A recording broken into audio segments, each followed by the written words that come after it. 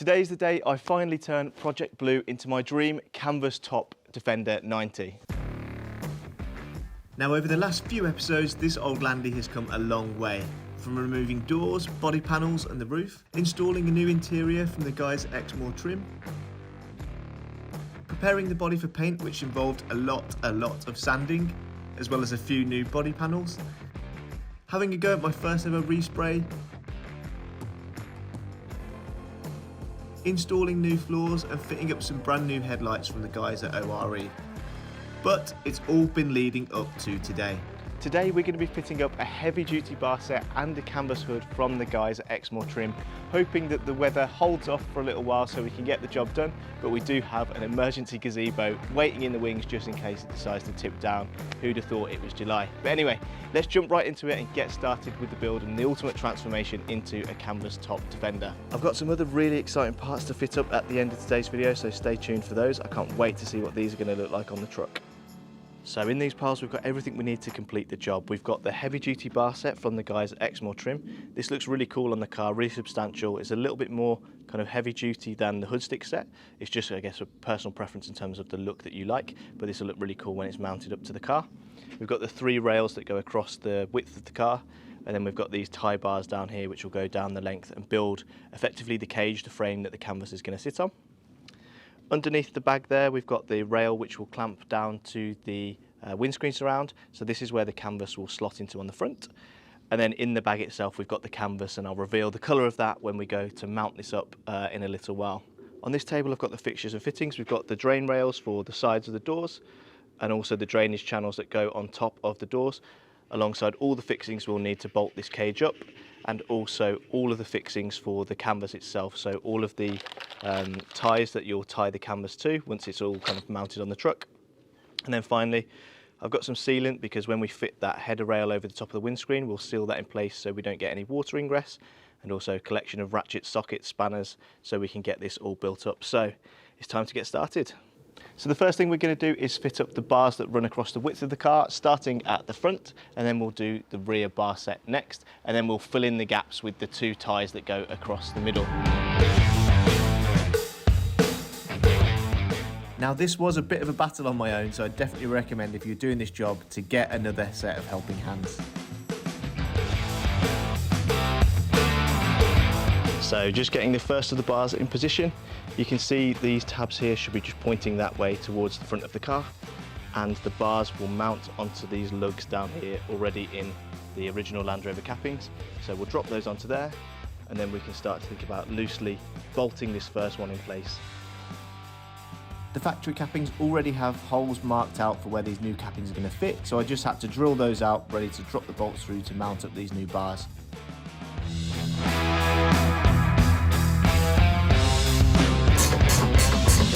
So with the front bar all mounted up, we can now mount up the rear bar. Again, similar concept, they'll fit on these lugs and then it'll mount up in place, and we'll get 2 bolts in either corner, and then we're ready to fit up the tie bars that go between.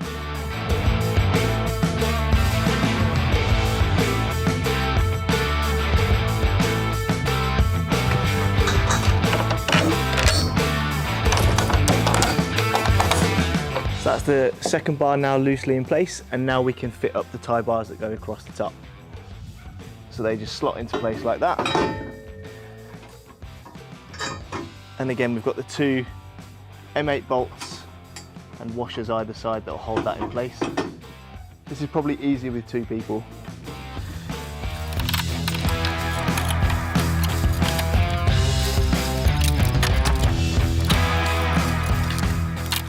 Now I've got these tie bars very loosely bolted up, I'm going to drop the final piece in place. So over the top, again, much easier if you've got a second pair of hands. This one goes in and it drops into the cups. And then again we use the M8 bolts to loosely lock that in place. So there we have it, that's the bar set all kind of mounted up. How good does that look? You can see the shape of the Defender again now, which is really exciting. Next steps are to tighten up all of the bolts, starting from kind of the middle tie bar, then to the edges of the tie bar, and then from the back to the front, tightening that all up so it's all in place, and then we can move on to the drain channels and the front header rail too. But yeah, I'm so happy with how that's shaping up so far. So next up, I'm going to fit up the rail where the canvas is going to meet, and that mounts to this windscreen surround. I've got some sealant that I'm going to use to put down beneath so that no water can come in from underneath when you're driving along. I'm going to do a bead of sealant all the way across, and then we can fit this in place, align it up to the holes that are already drilled. They're already there in the windscreen frame, and just make sure that the front lip kind of meets the front of the windscreen surround.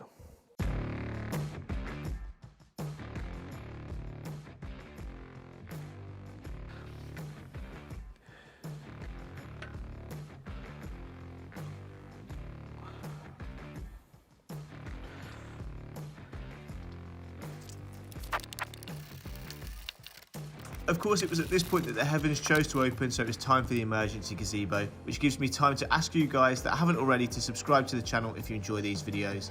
Over 70% of you guys that watch these aren't subscribed, so if you're enjoying the content, enjoying the journey, be sure to subscribe. So we're going to have to finish this install underneath the gazebo, somewhere in the UK, hey? Anyway, yeah, so the challenge was always going to be, once I fit the bars on, the car would actually no longer fit in the garage.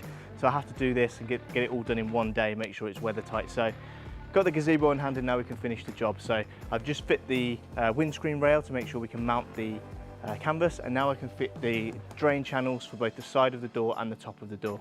So next up we have to fit the over door channels. These effectively slot into place. Oh, up here there's slotted channels on the bar set and also already on the front windscreen.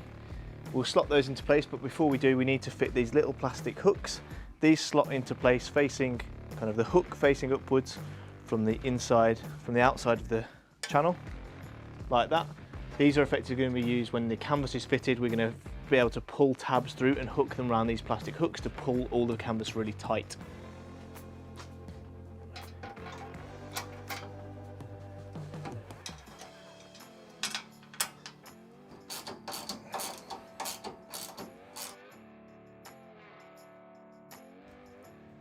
I did the exact same on the other side too, also fitting up the side drain channels which allow the canvas to tuck into the side of the body of the car. Right, so the rain has eased a bit. I've managed to move the gazebo back, and it's now time for the exciting bit where I'm going to be fitting up the hood.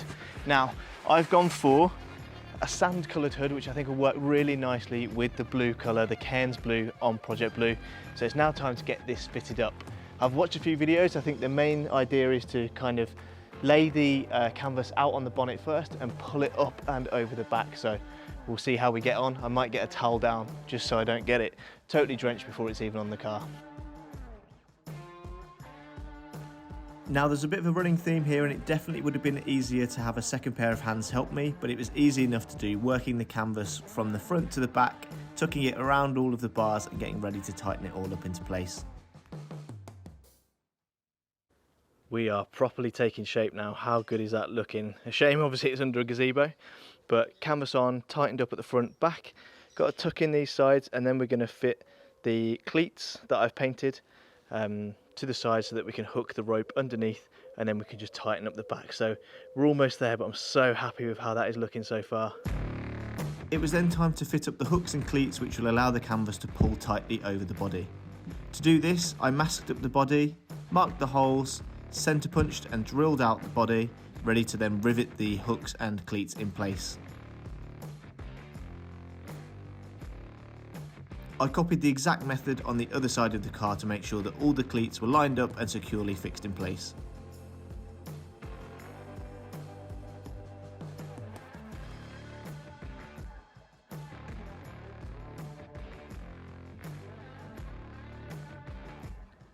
The final thing to do was to fit up a couple of rear hooks and cleats on the back of the rear door to ensure I could pull the canvas nice and tight across the back of the car. Then it was time to stand back and admire the new canvas.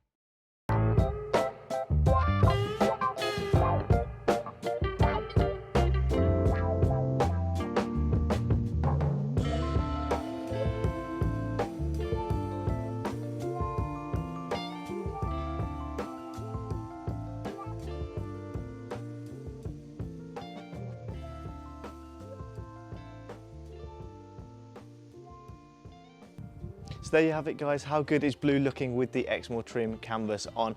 I'm so happy with the results and I feel like it's finally kind of brought the build that I had in my head to life, so I'm so stoked with the results. Obviously there's a few more things to do, such as the grille, the front bumper, think about wheels and tyres, think about whether I'm going to put a rear wheel on the back, but for now I'm just going to be enjoying the results and I'm so happy with the look of the truck. As always, if you've enjoyed this video, please be sure to subscribe to follow the journey of both Blue and Scout, my 110. I've got loads of exciting modifications coming to that, and I'll see you in the next video.